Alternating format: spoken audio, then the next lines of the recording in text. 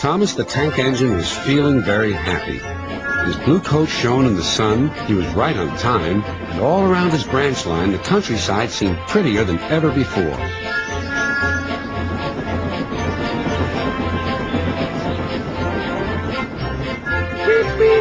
"Good morning, Percy," he whistled. "My branch is the pride of the line, wouldn't you agree?" Yes, Thomas, of course, but... But what, Percy? Out with it." "Well, there is another engine with a famous branch line, too." "Who? Where?" "His name's Stepney. He's far away, but Sir Topham Hatt says he may visit us." "When?" "Oh, someday." And Percy hurried away.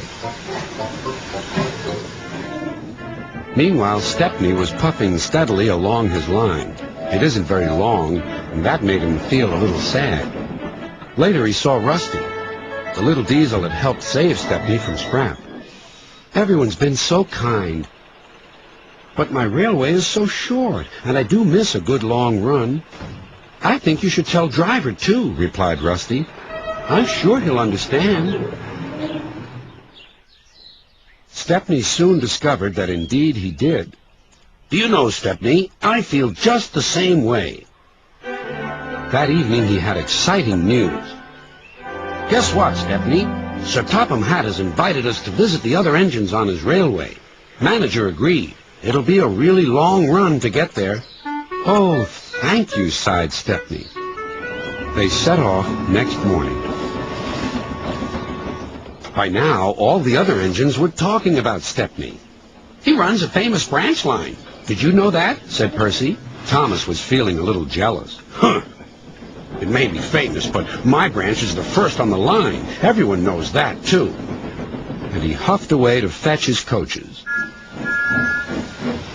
"Look!" squeaked Percy. "Why have they all come? There's no train yet." But Percy was wrong. The signal dropped, and from far away an engine whistled. "Here he comes!" yelled Douglas. Stepney puffed proudly through the junction.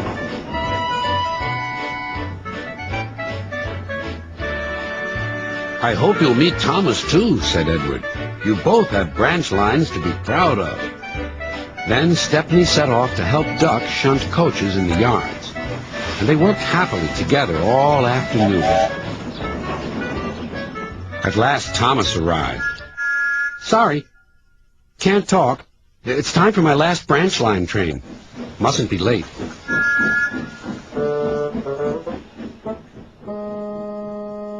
He was hardly out of sight when the engines heard shouting at the station.